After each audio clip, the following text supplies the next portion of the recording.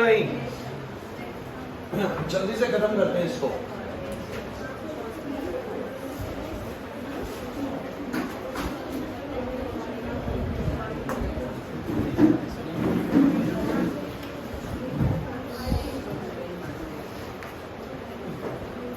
Revision में जोर लगा देना भाई, इन बच्चों ने पहले मेहनत ज़्यादा नहीं करी।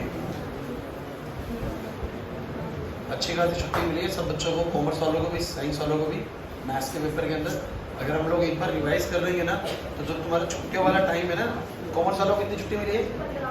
15। और साइंस वालों को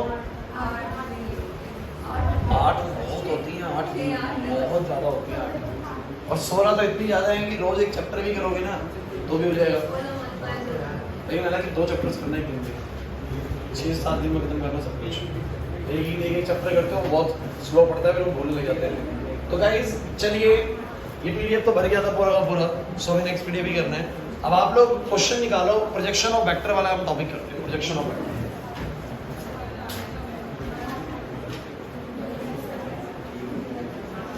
देखिए अगर आप सिर्फ और सिर्फ फॉर्मूला ही सीखने आते हैं तो बहुत सिंपल सी चीज है। अगर मुझे बतानी है projection of A vector on B vector, तो फॉर्मूले सिखा दूं, फिर वो काम हो जाएगा हमारा जो क्वेश्चन बचे हुए हैं। तो अगर आपको ए वेक्टर का बी वेक्टर पे प्रोजेक्शन लिखना है, कि कोई तुम बोले कि बताओ क्या प्रोजेक्शन है ए वेक्टर का बी वेक्टर पे, सिंपल फॉर्मूला होता है A vector dot with B unit vector. क्या तुम्हें पता है कि बी का यूनिट वेक्टर क्या होता है? क्या होता है? A vector dot with B vector upon B vector का मैग्नीट्यूड। अरे क्या तुम्हें नहीं पता कि किसी का यूनिट वेक्टर होता है उस वेक्टर का, वो वेक्टर अपॉन में उसका मैग्नीट्यूड। बस सीधा फॉर्मूला याद कर लो कि projection of A vector on B vector ये होता है। अगर तुम्हारे मन में इच्छा है कि सर फिर भी मुझे बता दो कि प्रोजेक्शन होता क्या है, तो सुन लीजिए कि मान लीजिए कि ये मेरे पास एक ए वेक्टर है और ये मेरे पास क्या है बोलो, बी वेक्टर है।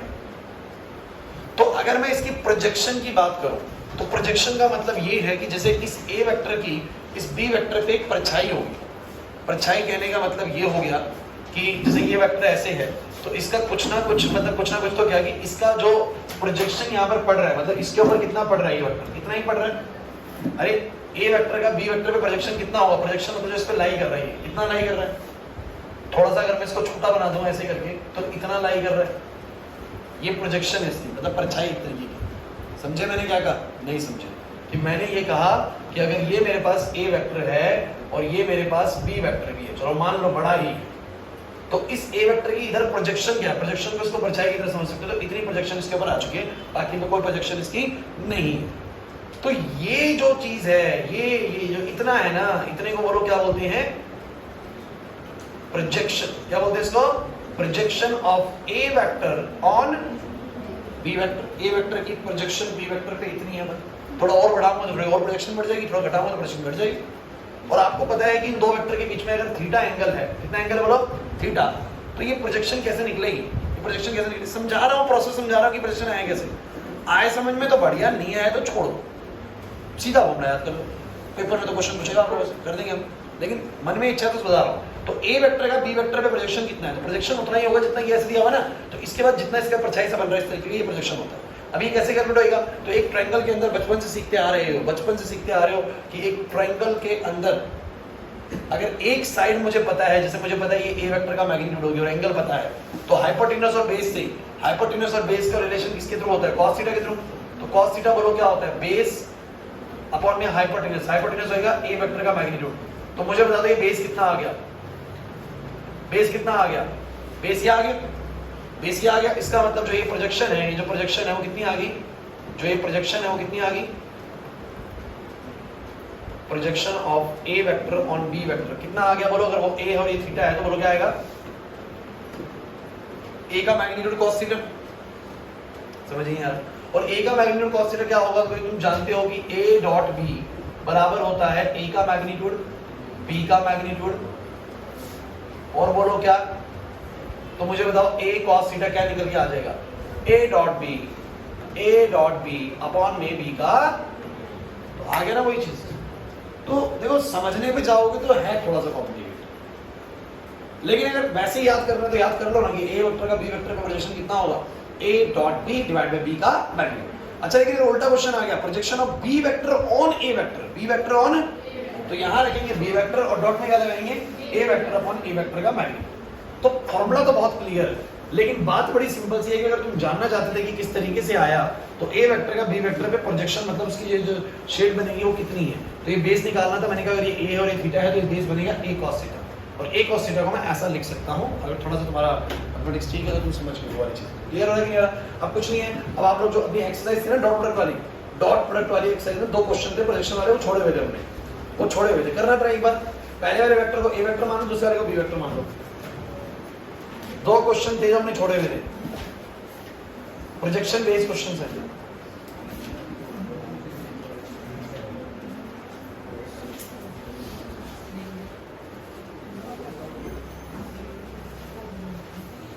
हाँ बताओ, प्रोजेक्शन बेस्ड 2 क्वेश्चन है 10.3। एक एनसीईआरटी मुझे दे दो यार, तो वो भी नहीं है, वो स्कूल जाता है, वो ना फोटो तुम लोग हैं,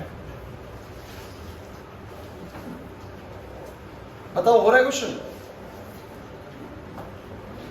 तीसरा कर लो, चौथा कर लो, चौथा करें?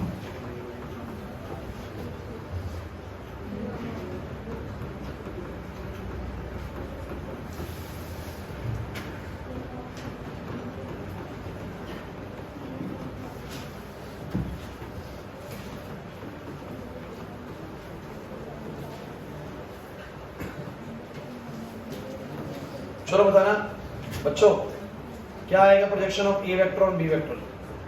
इसका प्रोजेक्शन इसमें पूछा है, इसका प्रोजेक्शन इसमें पूछा है, तो क्या आएगा? तो मैं सिंपल सी बात बोलूंगा, ए वेक्टर का dot with B vector upon में बी वेक्टर का, तो इन दोनों को डॉट करना आता है, डॉट तो करना आता हुआ है, a1 a2 जमा b1 b2 जमा c1 c2 ना, तो कितना आएगा बताओ जरा? 1 into 7 3 into -1 7 into 8 divide by में आएगा b का मैग्नीट्यूड। सो इसका मैग्नीट्यूड कितना आएगा बोलो बच्चों? 49 plus 1 plus 64, so it will be 56 plus 7 63 minus 3 60, सही लिख रहा हूँ? और 50 और ये कितना हो जाएगा? √114।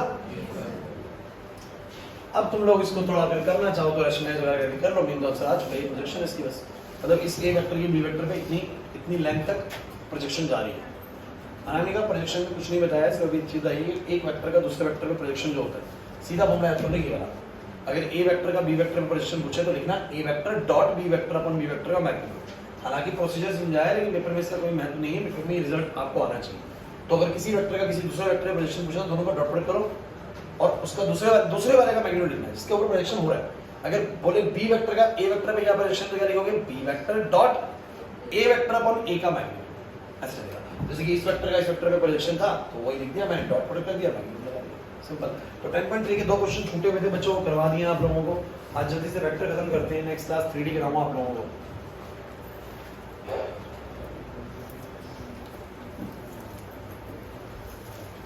कोई डाउट?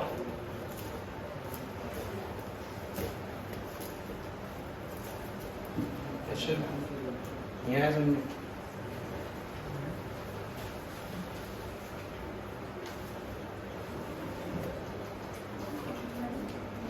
रिवीजन में एक भी टेस्ट जिस बच्चे ने छोड़ा ना, इस बार भरपूर पिटाई होगी, ध्यान रखना भाई। एक भी टेस्ट अगर किसी ने मिस कर दिया रिवीजन में,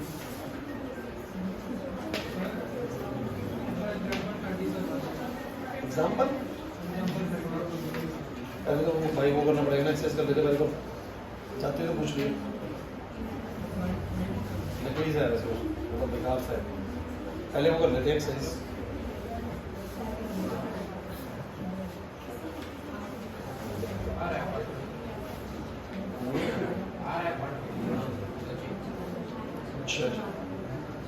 हाँ बच्चों डन।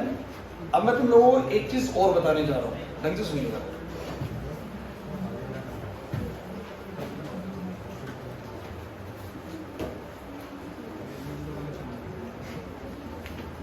देखो ऐसा है, मैं तुम लोगों को एक ऐसा फॉर्मूला बता रहा हूँ जो अभी मतलब आना तो ये 3D चैप्टर में चाहिए, बट ये एक क्वेश्चन यहाँ पर डाल रहे हैं, मैंने 1-2 क्वेश्चन डाल दिया चैप्टर के अंदर, चीज ही 3D की है।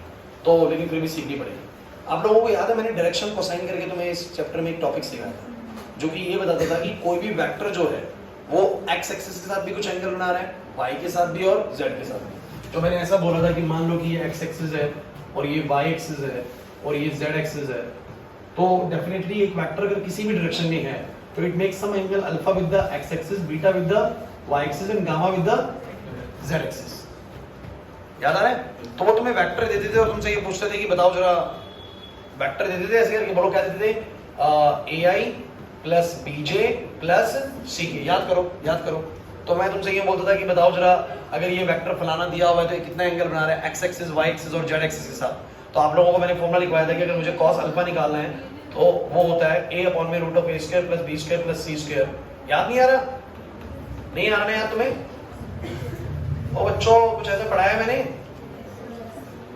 कि अगर तुम्हें कोई वेक्टर बता दे, भाई कोई तुम्हें फलाना वेक्टर बोल दे कि लो भाई एक वेक्टर है 5i plus 3j plus 2k, तो डेफिनेटली बच्चों ये वेक्टर किसी डायरेक्शन में तो है ना, ऐसे करके ये कुछ एंगल x के साथ भी बना रहा है, कुछ एंगल y के साथ भी और कुछ एंगल। अगर मुझे वो एंगल्स निकालने हो कितना कितना एंगल बना रहा है तो कैसे निकलेगा? तो बोला था कि अगर vector ai plus bj plus ck है तो cos अल्फा कैसे निकलेगा, मतलब जो अल्फा एंगल है जो x एक्सिस के साथ वाला वो cos का कैसे निकलेगा, a अपॉन में दिस करके। cos बीटा कैसे निकलेगा, b अपॉन दिस करके। cos गामा कैसे निकलेगा, cos गामा कैसे निकलेगा, c अपॉन दिस करके। याद नहीं आ रहा? अब जैसे कि जो भी वैल्यू आएगी, मान लो ये 1/2 आ गया तो पता लग गया अल्फा 30 डिग्री है भाई, सॉरी 60 डिग्री है। ये 0 डिग्री है, 0 आ गया cos बीटा, तो 0 कब होता है, जब cos की 90 डिग्री होती है, तो बीटा 90 डिग्री हो गया कि 90 डिग्री एंगल बना रहा है x से। समझ नहीं आ रहा, बिल्कुल भी नहीं आ रहा ना समझ में। तो एक बहुत सिंपल सी चीज है जो डायरेक्शन कोसाइंस मैंने आप लोगों को सिखाया था, ये आपको आता है कि नहीं आता? अब हम कुछ उल्टा करने वाले हैं, इसका कुछ रिवर्स करने वाले हैं, ढंग से आप समझेंगे इसको। मैंने क्या बोला, दोबारा सुनिए। अगर तुम्हें वेक्टर पता है, क्या पता है बोलो, वेक्टर, तो तुम डायरेक्शंस निकाल सकते हो उसके कितने एंगल बन रहे हैं। लेकिन अभी ये कुछ उल्टा देने वाला है तुम लोगों को क्वेश्चन के अंदर। तुम लोगों को क्या बोलेगा, क्वेश्चन समझिएगा। अगर अब उल्टा बोलेगा, if a vector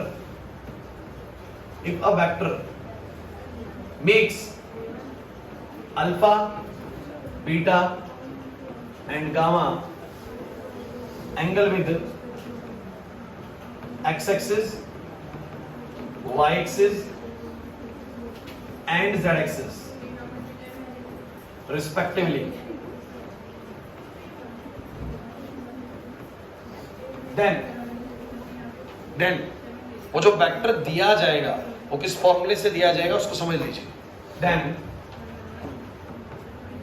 the unit vector is given by, तो जो a यूनिट वेक्टर दिया जाएगा वो आएगा cos alpha i cap, cos beta j cap, cos gamma k cap. थोड़ा सा कॉम्प्लिकेट लगा होगा लेकिन सुनेंगे तो सब समझ में आ जाएगा, ध्यान से सुनोगे तो। कॉम्प्लिकेशन तो हल्की सी है इस क्वेश्चन में, लेकिन ध्यान से सुनोगे तो आ जाएगा, नहीं आए तो डायरेक्ट याद करना है, ठीक है ना, क्योंकि एक चीज थोड़ी सी कॉम्प्लिकेट है। अब समझ रहे क्या हो रहा है, कह रहे कि अगर कोई vector alpha beta gamma angle बना रहा है X axis Y axis Z axis, आपको बता रहे हैं इतना एंगल बना रहा है, तो वेक्टर नहीं बता रहे हम, क्या बता रहे हैं, यूनिट वेक्टर। तो वो यूनिट वेक्टर जो आएगा, अब यूनिट वेक्टर पता लगे तो वेक्टर भी पता लग जाएगा, कोई टेंशन वाली बात थोड़ी ना है। क्योंकि वेक्टर क्या होता है, कोई भी यूनिट वेक्टर बोलो क्या होता है, वेक्टर अपॉन में बोलो क्या, वेक्टर का मैग्नीट्यूड। तो अभी तक वो पहले वेक्टर देता था, लिखो मत, समझो है, 2 मिनट सुनना चाहिए। पहले वो वेक्टर देता था और आपसे क्या निकलवाता था, डायरेक्शन कोसाइंस, कि कितना कितना एंगल बन रहा है एक्स एक्सिस वाई एक्सिस और जेड एक्सिस के साथ वेक्टर का तरीका। अब वो तुम्हें एंगल दे रहा है और तुमसे डिमांड कर सकता है, बोलो किसकी, वेक्टर की। क्या मैं तुम्हें एंगल बता रहा हूँ तो मेरे को वेक्टर बताओ भाई। पहले वेक्टर देता, एंगल पूछ रहा, एंगल दे रहा, तो बोला क्या पूछ रहे, वेक्टर। तो मैंने कहा वेक्टर नहीं, यूनिट वेक्टर बता दो, क्या दिक्कत है। तो यूनिट वेक्टर सीधा फॉर्मूला बन जाता है, बोलो क्या, cos alpha i cap, cos beta j cap, cos gamma k cap. किसी को लगे सर क्या चीज आ गई, अरे भैया ये सेम चीज है, क्योंकि आप लोग अगर जानते हैं ना ढंग से तो तुम लोग जानते हो कि a वेक्टर के a कैप क्या होता है, जरा बताओगे। a वेक्टर अपॉन में बोलो क्या होता है, a वेक्टर का मैग्नीट्यूड। और जरा तुम ध्यान से अगर देखो तो cos अल्फा बेसिकली क्या होगा, cos अल्फा बेसिकली क्या होगा, मैं लिख नहीं रहा हूँ, cos अल्फा क्या होएगा, अरे सोचो cos बीटा क्या होएगा, अरे cos बीटा क्या होएगा, ये होएगा। cos गामा बताओ क्या होगा, ये होएगा। और जरा तुम ध्यान से अगर समझ पा रहे हो तो a का मैग्नीट्यूड भी तो क्या होगा, root of a square plus b square plus root of a square plus b square plus. तो यहां से कॉमन लेके वो कट जाएगा और a वेक्टर कितना आ जाएगा, ai plus bj plus c जो आना चाहिए था। आ रहा है कि नहीं आ रहा, मतलब कि इतना कॉम्प्लिकेशन में करना नहीं है, लेकिन मैं बस ये कहना चाह रहा हूं कि यूनिट वेक्टर का डायरेक्टली फॉर्मूला इजीली बन रहा है, इजीली फॉर्मूला दिख रहा है। किसका बोलो? यूनिट वेक्टर का। तो आपने अगर यूनिट वेक्टर निकाल लिया है तो समझ लीजिए कि उस डायरेक्शन में वेक्टर तो आ ही चुका है, तो यूनिट वेक्टर बता देंगे। अगर कभी उसने डिमांड करी कि नहीं मुझे तो वेक्टर भी बताओ, मुझे तो क्या पता बोलो, तो वेक्टर कैसे निकलता है? यूनिट वेक्टर को बस उसके मैग्नीट्यूड से क्या कर देना? मल्टीप्लाई। क्या कर देना बोलो? तो वो मैग्नीट्यूड पक्का देगा कि 5 यूनिट का मैग्नीट्यूड है। तो आपने यूनिट वेक्टर निकाल लिया और बोलेंगे हमारा वेक्टर 5 यूनिट वाला है तो 5 टाइम्स कर देंगे। क्या कर देंगे बोलो? 5 टाइम्स। तो मैं बस ये कहना चाह रहा हूं बच्चों, थोड़ा ध्यान से सुनने की कोशिश करें इस चीज को। थोड़ा सा कॉम्प्लिकेट लग सकता है लेकिन क्वेश्चन कराऊंगा आसान लगेगा बिल्कुल। तो यहाँ पर इस बात को समझो, अगर तुम्हें कोई वेक्टर देता था तो तुमसे डायरेक्शन पूछता था, एंगल पूछता था, एक्स एक्सिस, वाई एक्सिस और जेड एक्सिस बनने वाला एंगल। क्लियर है कि नहीं? अब वो तुम्हें उल्टा क्वेश्चन करेगा, वो तुम्हें एंगल देगा और तुमसे क्या पूछेगा? वेक्टर पूछेगा। क्या पूछेगा? और जनरली आज तक मैंने तो वेक्टर पूछते देखा नहीं, वो तुमसे यूनिट वेक्टर ही मांगता है। क्या मांगता है बोलो? तो यूनिट वेक्टर कैसे निकलेगा उस वेक्टर का? वो जो वेक्टर होगा उसका क्या मांगता है बोलो? यूनिट वेक्टर मांगता है। क्या मांगता है बोलो? जैसे पूरा वेक्टर है ना तो वेक्टर नहीं मांगता, क्या मांगता है उसका? समझ यहाँ पर तो वेक्टर नहीं मांगता, एंगल बता देगा उसका कि ये एंगल बना रहा है वो एक्स एक्सिस वाई एक्सिस, और वेक्टर ना मांग के बोलो क्या मांगता है? Unit vector. तो वो यूनिट वेक्टर कैसे निकलेगा? सीधा cos अल्फा i क्या प्लस cos बीटा j क्या प्लस cos गामा k क्या। वो दिक्कत लगी तो मुझे बताओ, किसी को लगे सर यूनिट वेक्टर की जगह अगर वेक्टर मांग लिया तो क्या होगा? तो वो मैग्नीट्यूड बताएगा, इसका मैग्नीट्यूड 5 है 6 है, तो जितना भी है उसका यूनिट वेक्टर से क्या कर देंगे? इसको मल्टीप्लाई कर देंगे। तो एक बार क्वेश्चन करते हैं तब कहानी समझ में आएगी। चलो क्वेश्चन करते हैं। सभी बच्चे एक काम करो, मिस्टीनियस का ना पहला क्वेश्चन निकालो। मिस्टीनियस का पहला क्वेश्चन, मिस्टीनियस का पहला क्वेश्चन, फर्स्ट क्वेश्चन क्या दिया हुआ है? कह रहे यूनिट वेक्टर बताओ जो xy प्लेन में है। बच्चों यूनिट वेक्टर बताओ जो xy प्लेन में है। तो unit vector in the xy plane. अच्छा कोई बच्चा मुझे बताएगा अगर xy प्लेन में है तो इसका मतलब क्या होता है? कि वो वेक्टर कुछ ऐसे है, मतलब z एक्सिस पे जा ही नहीं रहा, z एक्सिस पे। अच्छा कोई मुझे बताएगा कि अगर मेरी कोई चीज xy प्लेन पे है तो उसका z एक्सिस का एंगल कितना है?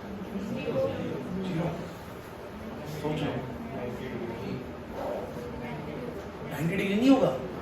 जेड एक्सिस कहां होता है जरा बताओ? अब कोई भी चीज अगर इस बोर्ड पे है तो वो इसके साथ तो कैसी है? गलती मत करिए। अगर कोई भी चीज एक्स वाई प्लेन पे है, आनंद कोई भी चीज एक्स वाई प्लेन पे ऐसे बना लो तो भी देखो जेड के साथ कैसी है। ऐसे बना लो, ऐसे बना लो, कैसे मर्जी बना लो यार, जेड के साथ कैसे आएगी? तो उसने बोला कि हमारा वेक्टर सिर्फ एक्स वाई प्लेन में। किस प्लेन में बोलो? अब यहां समझदारी नंदन इधर। उसने बोला कि मेरा वेक्टर एक्स वाई प्लेन में। कौन से प्लेन में है? एक्स वाई प्लेन में। तो थोड़ी समझदारी दिखानी पड़ेगी तुम लोगों को कि उसने जेड एक्सिस के साथ एंगल दिया नहीं, तुम्हें दिमाग लगाना पड़ेगा कि अगर वो एक्स वाई प्लेन में है तो जेड एक्सिस के साथ कितना एंगल होगा? 90 डिग्री। तो मुझे बता दो सब बच्चे गामा कितना? अच्छा और उसने क्या बोला कि एक्स एक्सिस के साथ कितना एंगल बना रहा है? एक्स एक्सिस के साथ 30। तो यार अगर मेरा वेक्टर एक्स एक्सिस के साथ 30 बना रहा है तो इसके साथ 60। बहुत बढ़िया बच्चों। तो मैं बोलूंगा मेरा अल्फा है 30, मेरा बीटा है 60। पूरा हो गया। और उसने क्या मांगा क्वेश्चन में? क्या वेक्टर मांगा है? यूनिट वेक्टर मांगा है। Unit vector. तो मुझे बता दो जो यूनिट वेक्टर आएगा वो कितना आएगा? सो बोलेंगे सर cos अल्फा आई कैप, cos बीटा और cos गामा। ये फॉर्मूला याद रखना बस। तो बच्चों cos 30 आई कैप, cos 60 जे कैप, cos 90 के कैप। बोलो कितना आएगा cos 30? रुक जाओ भाई। cos 30 √3/2 i cap 1/2 j cap 0 k cap. So this will be, आप बोल सकते हो बस नहीं बोल दो, इसको छोड़ दो, हो गया आंसर हो गया। अच्छा वैसे लॉजिकल सी बात है, अगर ये xy प्लेन पे है ना तो k कैप का वेक्टर आना भी नहीं चाहिए। अगर तुम लोग बाय चांस गलती से मतलब भूल भी जाओ कि भाई z के साथ एंगल ही नहीं दिया हुआ तो इन दो के साथ ही ले लेते तो भी आंसर ठीक आएगा। और तुमने मान लो कि 0 डिग्री ले लिया हो तो थोड़ा दिमाग लगा ना, अगर तुमने 0 डिग्री ले लिया तो cos 0 1 आता, फिर ये 1 k कैप आता। और सोचने वाली बात है कि जब कोई वेक्टर है ही xy प्लेन में तो उसका z वाला तो आना बनता नहीं है। समझ आया? नहीं आया समझ। अब इसी का बिल्कुल भाई बंधु क्वेश्चन है, निकालो एक्सरसाइज के अंदर 10.4 के अंदर 10.4 निकालने वाला बच्चे क्वेश्चन कर रहे हैं बस। एक्सरसाइज 10.4 घर पे कर रहे हैं नोट वोट। 10.4 क्वेश्चन नंबर 3 पढ़ो। कह रहा है कि एक यूनिट वेक्टर, फिर से क्या बोला? Unit vector. एक यूनिट वेक्टर जो है अब उसको डिनोट ही ए वेक्टर से कर रहा है, कोई दिक्कत नहीं इसी को, लेकिन क्या बोल रहे हैं बोलो? कोई प्रॉब्लम नहीं है। तो कह रहे हैं एक यूनिट वेक्टर है जो कि कितना एंगल बना रहा है? आई कैप के साथ π/3, जे कैप के साथ π/4 और acute angle theta with the K cap. Acute angle theta with the angle नहीं बताया, एंगल लेकिन दिमाग लगाइएगा। उसने बोला कि cos π/3 with the I cap, cos π/4 with the J cap, and cos of some angle theta with the, बताया नहीं कि कितना एंगल है, लेकिन बता दिया थीटा एंगल है। लेकिन आप खुद मुझे एक बात बताइए कि तुम्हें नहीं पता कि ये तो रिजल्ट तो यूनिट वेक्टर है ना, रिजल्ट तो बोलो क्या है, वो तुमसे थीटा मांग रहा है, क्या मांग रहा है बोलो, तुम जानते हो कि इस फॉर्मूले से जो बनता है वो क्या बनता है, यूनिट वेक्टर, और जानते ना हो तो भी उसने क्वेश्चन में दिया हुआ है कि एक यूनिट वेक्टर, क्या दिया बोलो, आप समझ जाइए इस फॉर्मूले से जो तुम ये फॉर्मूला लगा के रिजल्ट निकालते हो, मैं बार बार बोल रहा हूँ, वो जो आता है वो क्या होता है, यूनिट वेक्टर, और यूनिट वेक्टर का क्या सीन होता है, उसका मैग्नीट्यूड 1 होता है, उसका मैग्नीट्यूड। तो ये बहुत ही कॉमन सेंस है कि अगर मुझे एंगल्स दिए, मैं एक सिंपल सी बात दिमाग में सेट करो, अगर क्वेश्चन में मुझे ये दे दिया कि मेरा फलाना vector X axis Y axis और जेड एक्सिस इतने इतने एंगल बना रहा है अल्फा बीटा गामा, तो मुझे हमेशा यूनिट वेक्टर निकालना है, क्या निकालना है बोलो, और यूनिट वेक्टर क्या आएगा बोलो, cos अल्फा आई कैप cos बीटा जे कैप cos गामा ई कैप, नहीं है बस हमने तो वेक्टर आ जाएगा यूनिट वेक्टर। और मान लो कि कभी कभी इसमें से कोई चीज मिसिंग कर दे तो मुझे पता है कि इसका मैग्नीट्यूड बोलो कितना होना चाहिए, 1 होना चाहिए, तो मैं निकाल लूंगा, जैसे मुझे होता है cos π/3 मतलब कितना बोलो 1/2, ये बोलो कितना 1/√2 जे कैप, और ये बोलो कितना cos थीटा k कैप। बच्चों ये वेक्टर हो गया, ये यूनिट वेक्टर है, तो हम बोलेंगे since a vector is unit vector, क्योंकि ये वेक्टर यूनिट वेक्टर है तो बच्चों इसका मैग्नीट्यूड कितना होएगा 1, इसका मैग्नीट्यूड बोलो कितना आएगा 1/2 का स्क्वायर 1/√2 का स्क्वायर, और बोलो क्या,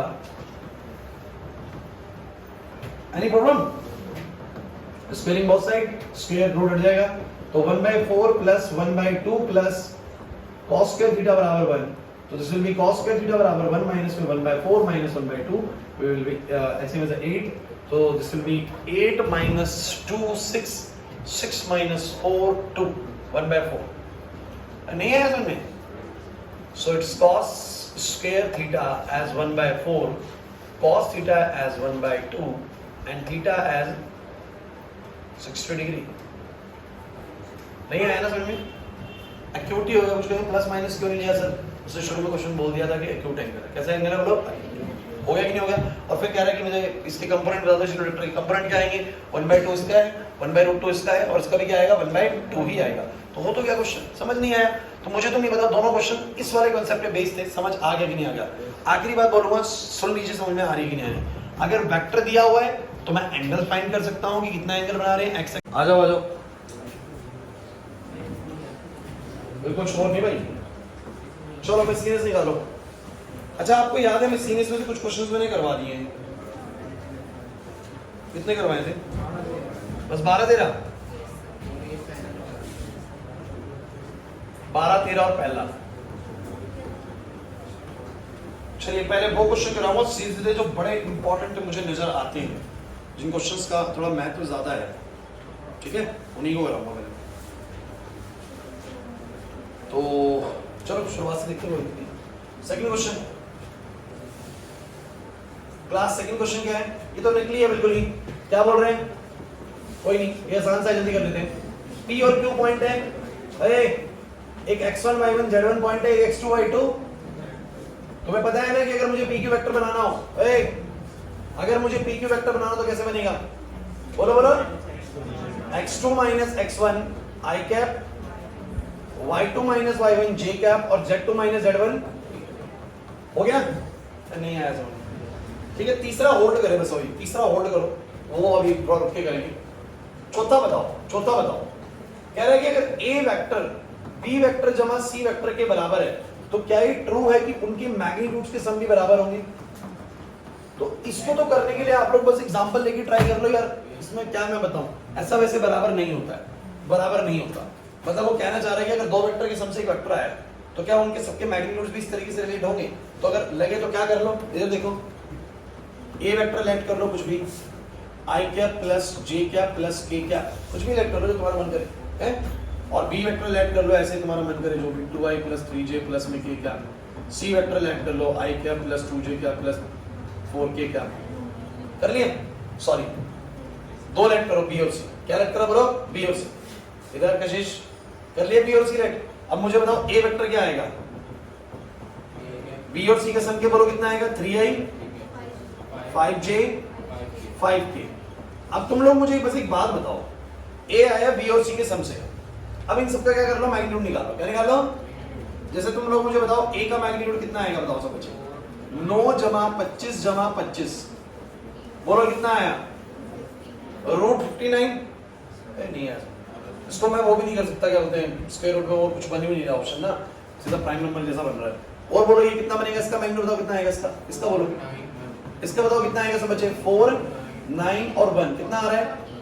√14 इसका भी नहीं बन रहा, और इसका बताओ 1, 4 और 16 √21 का अगर मैं करूंगा तो 3 से करूंगा पहले 7 आएगा और फिर भी नहीं बनेगा, इसका भी नहीं बनेगा, कुछ मतलब टूट के कुछ नहीं बनेगा। अब ध्यान से देख के बताओ आप लोग, बी वेक्टर और सी वेक्टर का सम जो आ रहा है मैग्नीट्यूड का, बी वेक्टर और सी वेक्टर के मैग्नीट्यूड का सम कितना आ रहा है? √14 जमा √21 के √29 के बराबर है? नहीं है ना, नहीं है ना। तो अगर दो वेक्टर का सम मिला के नया वेक्टर बना है तो जरूरी नहीं है कि उनके मैग्नीट्यूड का सम भी बराबर हो, तो नीड नॉट बी ट्रू, मतलब ये ट्रू होना जरूरी नहीं है, ये ट्रू नहीं है, इट इज नॉट ट्रू।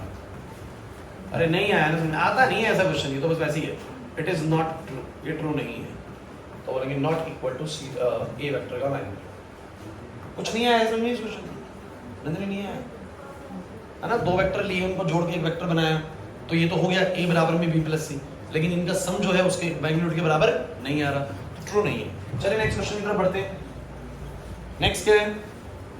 कह रहे हैं x की वैल्यू बताओ अगर ये पूरा एक यूनिट वेक्टर है। बच्चों x की वैल्यू बताओ अगर ये पूरा यूनिट वेक्टर है। कौन कह रहे हैं? ये यूनिट वेक्टर है, सुन लो, ये वेक्टर एक यूनिट वेक्टर है, xi x इंटू में i प्लस j प्लस की। आनंद कह रहे हैं ये एक यूनिट वेक्टर है, तो यार किसी को अगर तुमने यूनिट वेक्टर कह दिया तो इसका मतलब उसका मैग्नीट्यूड बोलो कितना हो गया? 1 हो गया। तो कह रहा है x की वैल्यू बताओ, x की वैल्यू बताओ। मैंने कहा ठीक है, अब देखो जैसे कि मेरा ये वेक्टर जो होगा वो हो जाएगा xi xj और xk, सही बात। अब मुझे बताओ जरा इस वेक्टर का मैग्नीट्यूड बोलो कितना होगा? 1, सिंस a वेक्टर बोलो क्या है, क्योंकि उसने ही बोला है यूनिट वेक्टर है, तो मैंने कहा इसका मैग्नीट्यूड 1 होगा और मैग्नीट्यूड होगा x स्क्वायर बोलो कितना आएगा? बोलो कितना आएगा? x यानी कितना आएगा? समझ नहीं आ रहा सर, प्लस माइनस भी हो सकता है तो, क्योंकि कुछ भी हो, अगर सारे 1/√3 होंगे करके देखो, सब 1/√3 सबका स्क्वायर करके जोड़ो, 1/3 जोड़ोगे तो 3/3 हो जाएगा, यानी कट के बनाएगा। और -1/√3 भी हुआ और उसका मैंने स्क्वायर करा तो वो भी तो क्या आएगा? 1/3। जल्दी तो नहीं हो रहा, समझ आ भी रहेगी नहीं आ रहा? पक्का हरीशा? श्योर? देखो वेक्टर ज्यादा मुश्किल है नहीं, मैं बता रहा हूं आप लोगों को, बस थोड़ा सा एक बार आपको पढ़ना पड़ेगा अच्छे से, डॉट प्रोडक्ट क्रॉस प्रोडक्ट पढ़ लोगे तो हो जाएगा, ज्यादा मुश्किल नहीं है। क्वेश्चन नंबर 6 देखो, क्वेश्चन नंबर 6 देखो, find a vector of magnitude 5 units. एक वेक्टर बताओ जिसका मैग्नीट्यूड बोलो कितना है? 5 unit, and parallel to the resultant of these vectors, और इन वेक्टर्स के रिजल्टेंट के पैरेलल है। ज्यादा क्वेश्चन नहीं बचे हैं, ध्यान से देखो बस। क्लास प्लीज बोर्ड पे, ये मेरे पास दो वेक्टर है, क्वेश्चन बड़ा अच्छा है। क्या कह रहे हैं? सुन लो क्वेश्चन, कह रहे हैं एक वेक्टर बताओ जिसका मैग्नीट्यूड बोलो कितना हो? 5 यूनिट, और वो इन दो वेक्टर के रिजल्टेंट के पैरेलल है। रिजल्टेंट के पैरेलल मतलब पैरेलल होने का मतलब क्या होता है? पैरेलल होने का मतलब होता है कि उसी डायरेक्शन में, और पैरेलल का मतलब ही होता है। अच्छा, इन दोनों का रिजल्टेंट, जब भी बोले ना कि दो वेक्टर का रिजल्टेंट, क्या बोले? दो वेक्टर का रिजल्टेंट, तो ध्यान रखना कि उनको जोड़ के आने वाला है वेक्टर, तो मैं बोलूंगा कि इन दोनों का रिजल्टेंट क्या होगा? इन दो वेक्टर का रिजल्टेंट क्या होगा? Resultant of A vector and, समझ लीजिए आगे से किसी भी जगह पे सुने ना रिजल्टेंट मतलब दोनों को जोड़ के जो बनता है वेक्टर, वो रिजल्टेंट होता है इधर। तो उसने बोला कि मुझे एक ऐसा वेक्टर बताओ जो इन दोनों वेक्टर के रिजल्टेंट की डायरेक्शन में हो। अब रिजल्टेंट बोलो क्या है?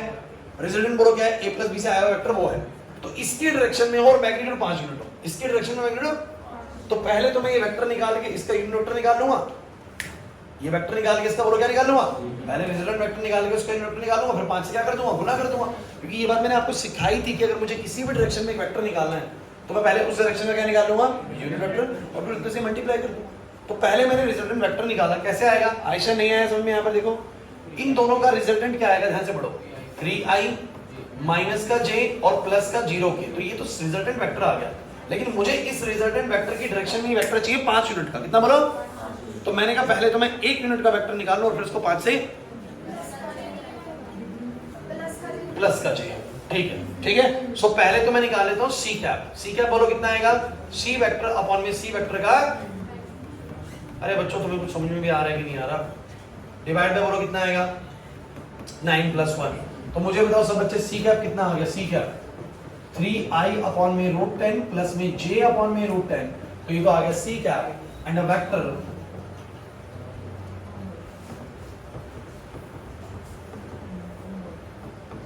which is in direction of c vector having magnitude 5, जिसका मैग्नीट्यूड भी 5 हो, तो बोलो क्या आएगा 5 सी कैप, क्या आएगा 5 सी कैप। तो 5 गुना कर दो इसका सी कैप का, बोलो कितना आ जाएगा 15 i कैप बाय में √10 और 5 j कैप बाय में, ये तुम्हें क्वेश्चन समझ में नहीं आ रहा, नहीं आया। पहले रिजल्टेंट निकाला क्योंकि उसने बोला था कि मुझे एक वेक्टर चाहिए इसकी डायरेक्शन में, रिजल्टेंट की डायरेक्शन में, लेकिन मैग्नीट्यूड भी 5 यूनिट होना चाहिए। तो पहले मैंने रिजल्टेंट वेक्टर निकाला, फिर उसको यूनिट वेक्टर निकाला और फिर 5 से गुना कर दिया। आ गया समझ में? जिसको यूनिट वेक्टर वगैरह पता है ना उसके लिए मुश्किल नहीं है समझनी। उसके बाद अच्छा यार मेरे को लगता है कि ये वाला तुम लोग खुद कर लेना, मेरे को नहीं लगता कि सातवां मुझे कराना चाहिए, अगर इतना करवा दिया गया तुम्हें। सातवां सुनो तुम लोग, एक ए वेक्टर दिया हुआ है, एक बी वेक्टर दिया हुआ है, एक सी वेक्टर दिया हुआ है। कह रहा है एक यूनिट वेक्टर निकालो जो कि इस डायरेक्शन में हो, एक यूनिट वेक्टर निकालो जो कि इस डायरेक्शन में हो। अब आप कहेंगे सर कहां दिया हुआ है इस डायरेक्शन, यूं बोला है कि इसके पैरेलल हो। अरे पैरेलल का मतलब तो वही डायरेक्शन होती है ना। अगर कोई बोले कि इस वेक्टर के पैरेलल हो और मैं बोलूंगी इस वेक्टर की डायरेक्शन में हो, बात क्या है बोलो, सेम है। तो कह रहा है कि एक यूनिट वेक्टर निकालो इस वेक्टर के अलावा, इस वेक्टर के अलावा, मतलब क्या करोगे, पहले तो ये वेक्टर निकालो, क्या ध्यान दो भाई। उसने बोला ए वेक्टर दे रहा हूं, बी वेक्टर दे रहा हूं, सी वेक्टर दे रहा हूं, और कह रहे हैं इस वेक्टर के अलावा यूनिट वेक्टर निकालो, इस वेक्टर के अलावा। तो पहले तो ये वेक्टर निकाल लो, कैसे निकलेगा बताओ, अरे निकल जाएगा सर। उस वेक्टर को तुम लोग क्या मान लो, कुछ मान लो, इस वेक्टर को तुम लोग कुछ मान लो, हो जाएगा कैलकुलेट। अरे इसको 2 टाइम कर देना यार, b से माइनस कर देना, 3 से जोड़ देना, आ जाएगा वेक्टर। मुझे इस वेक्टर के अलोंग यूनिट वेक्टर निकालना था, तो d वेक्टर का बोलो क्या आ जाएगा, हो पाएगा नहीं हो पाएगा, या करके बताना पड़ेगा, ये तो हो जाना चाहिए। डन और नॉट, डाउट है, रियल नहीं आया समझ में, सोच लो। इस क्वेश्चन में मेरे को नहीं लगता कोई खास डाउट होना चाहिए आप लोगों को। अच्छा ये 8वां क्वेश्चन मैंने कॉलिनियर वाला करवा रखा कि नहीं करवा रखा आप लोगों को, कॉलिनियर साबित करना है, मेरे एक्सरसाइज का क्वेश्चन है। और भैया कॉलिनियर वाला मैंने आप लोगों को करवा रखा है, और सेक्शन फॉर्मूले से बताना किस रेशो में इसको डिवाइड करता है, तो वो तो k रेशो 1 मान के कर लोगे, या करके बताओ यार अभी। अरे बोलो भाई, जो ऐसा क्वेश्चन है वो तो बन सकता है ना आप लोगों से, श्योर नहीं बनेगा, बोलो भाई, आगे बढ़े। चलो देखो अब 9 क्वेश्चन सुन लो भाई, 9 क्वेश्चन तुम्हें फंस जाएगा। या तुम मुझे एक बात बताओ, तुम लोगों को मैंने ये पढ़ाया था, अब याद होना जरूरी है, तुम्हें याद नहीं होगा तो फिर मैं कुछ नहीं कर सकता। कि अगर मेरे पास 2 पॉइंट है, एक पॉइंट P और एक पॉइंट Q, और एक पॉइंट R है जिसने इसको m/n रेशो में बांटा, तो पहले तो छोटी क्लास के अंदर तो ये 9-10 तक तो क्या करते थे कशिश नाथ सर, 9-10 तक तो ये क्या करते थे, ये पॉइंट्स देते थे, ऐसे पॉइंट्स देते थे, ये पॉइंट्स है, इसके कोऑर्डिनेट्स ये हैं। फिर बोलते थे कि भाई ये 2 कोऑर्डिनेट्स दे दिए हमने, एक जैसे कि पूरे xy प्लेन में एक कोऑर्डिनेट ये रहा, एक कोऑर्डिनेट ये रहा, इस लाइन सेगमेंट में बताइए ऐसा कौन सा पॉइंट होगा, ऐसा कौन सा पॉइंट होगा जो इसको m/n रेशो में काटेगा, 1:2 में, 3:2 में, याद आ रहा है। तो अब वो कोऑर्डिनेट्स नहीं देता, अब वो कोऑर्डिनेट्स नहीं देता, वो पता है क्या देता है, वो देता है इसका पोजीशन वेक्टर, इसका भी पोजीशन वेक्टर, और फिर इसका पोजीशन वेक्टर पूछता है। अब पोजीशन वेक्टर क्या होता है, अरे बच्चों जैसे पॉइंट है 2 3 4, क्या है बोलो, तो वो बोलता है कि इस पॉइंट का पोजीशन वेक्टर है 2i + 3j + 4k। Position vector हमेशा पॉइंट का इंफॉर्मेशन देता है, बस i cap j cap k cap की टर्म्स में, होता वो पॉइंट ही है, होता वो नहीं आ रहा ना याद। ये मैंने तुम्हें पढ़ाया सेक्शन फॉर्मूला, और मैंने बोला था कि अगर ये वेक्टर इसका पोजीशन वेक्टर है, this is the position vector of point A बोल दो इसको, कोई नहीं, ए पॉइंट इसको b बोल दो, कोई दिक्कत नहीं है। और ये वाला बोलो किसका पोजीशन वेक्टर, बोलो पोजीशन वेक्टर ऑफ पॉइंट।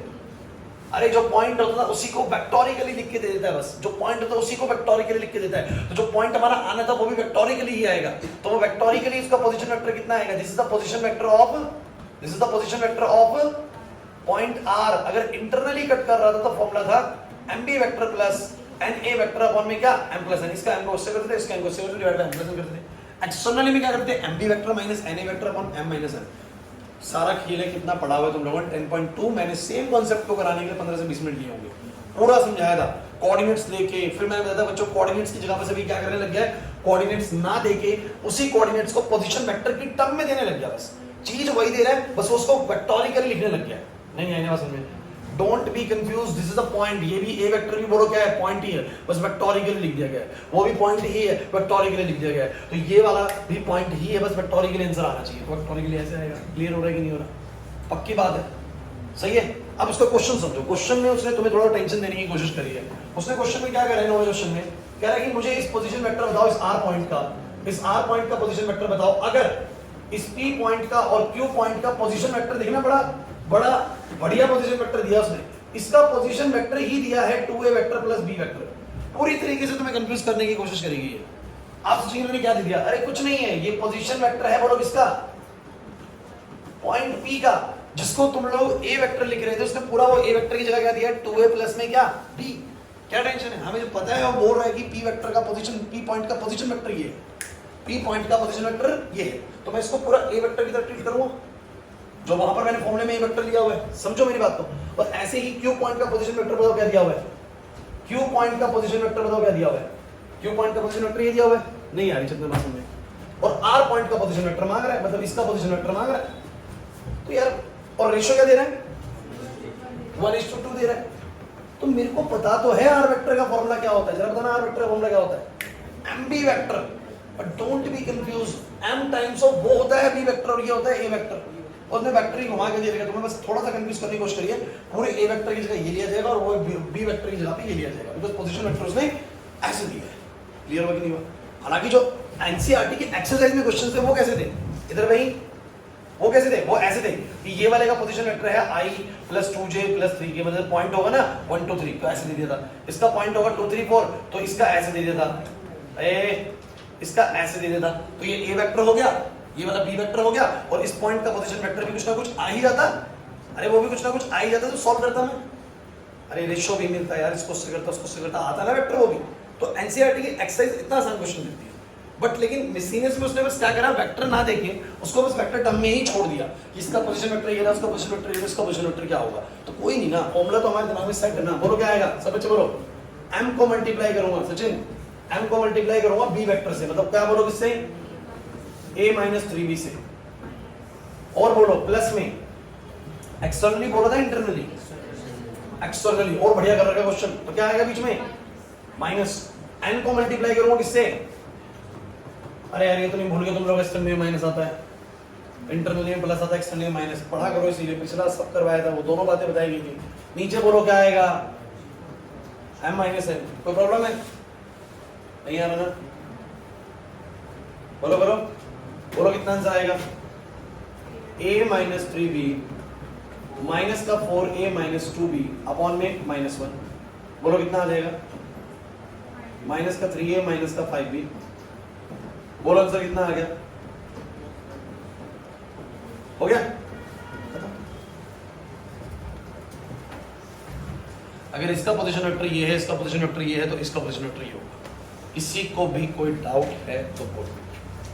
समझ नहीं आ रहा, नहीं आ रहा नंदनी, मुश्किल हो गया है, क्या हुआ, डन। थोड़ा सा जब भी कोई लास्ट क्लास हो ना मिससीनियस वगैरह की, तो चैप्टर को एक नजर मार के आया करो, क्योंकि मिससीनियस में मिक्स होता सब कुछ। क्लियर हो रहा है कि नहीं हो रहा? अच्छा, क्वेश्चन में पूछा कि P is the mid point of R and Q। क्या करना है, कुछ नहीं करना। R और Q का P मिड पॉइंट होगा। पहली बात तो तुम लोग ये सोच रहे हो सर P कैसे R और Q का मिड पॉइंट हो सकता है ना, लेकिन तुम ये बात भूल रहे हो कि ये इसको इंटरनली नहीं काट रहा, R इसको कैसे काट रहा है, एक्सटर्नली। का मतलब ही ये होता है कि अगर P यहाँ है, Q यहाँ है, तो लाइन के बीच में काट ही नहीं रहा, यहाँ काट रहा है। और अगर यहाँ काट रहा है तो जरूर जरूर PQ ऐसे हो, क्या पता Q यहाँ पर हो, P यहाँ पर हो। तो अगर बाहर काट रहा है, बाहर काटने का मतलब तुम ऐसे भी कह सकते हो ना, सुनो सुनो सुनो, ये P है, ये Q है, इंटरनली तो काट नहीं रहा, एक्सटर्नली मतलब यहाँ भी काट सकता है।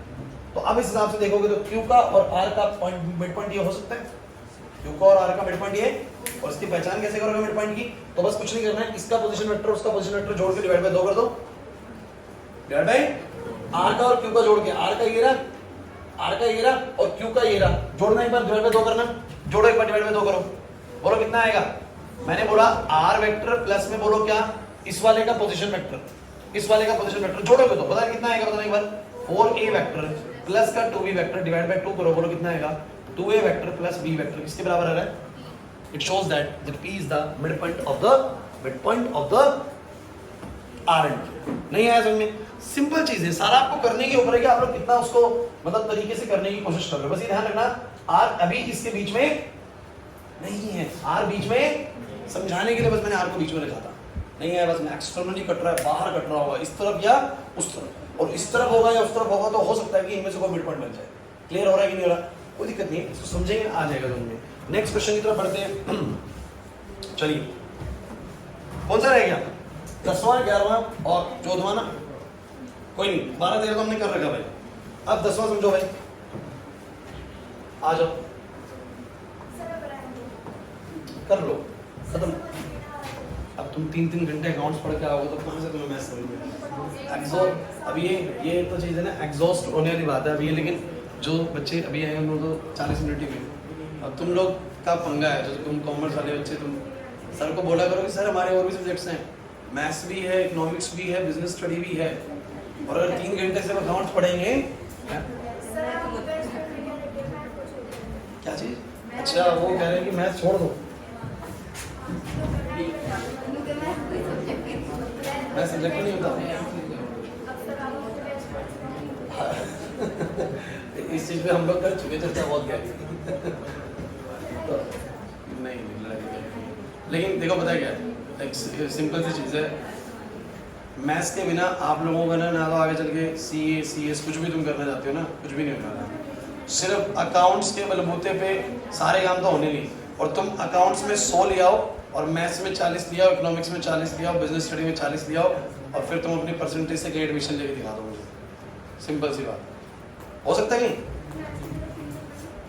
नहीं मैं कह रहा हूँ कुछ भी है, जैसे तुम लोग अकाउंट्स में 100 लिया हो उसके बाद सब में कम आ जाए तो उस मार्कशीट का कोई फायदा नहीं है। आपको 6 सब्जेक्ट 5 सब्जेक्ट CBSE ने दिए तो इसका मतलब ये है कि उनमें से आपको सब में स्कोर करना पड़ेगा, ऑन एन एवरेज तो सब में पार स्कोर तो करना पड़ेगा, एक सब्जेक्ट से तो कुछ नहीं होना ना। और जैसे अनुसार है, मान लो कोई भी है तो उनको सिर्फ अपना अकाउंट सीखेगा क्योंकि उनका सिर्फ अकाउंट्स है, लेकिन तुम्हारे 5 सब्जेक्ट है, ध्यान रखना, उनके 5 नहीं तुम्हारे 5, ये बात है। मेरे लिए सिर्फ मैथ्स है भी यहाँ पर, मेरे को अकाउंट से इतना मतलब नहीं है, लेकिन तुम मतलब रखना अकाउंट से भी।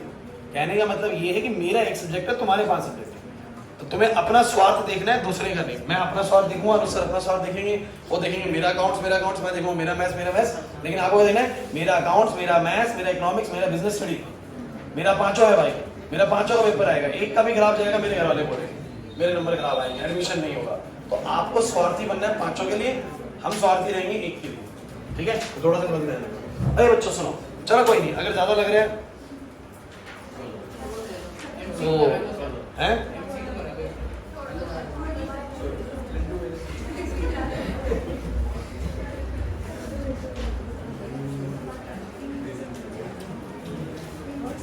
फिर कब करोगे इसको, रिवीजन में करोगे बच्चों के क्वेश्चंस को?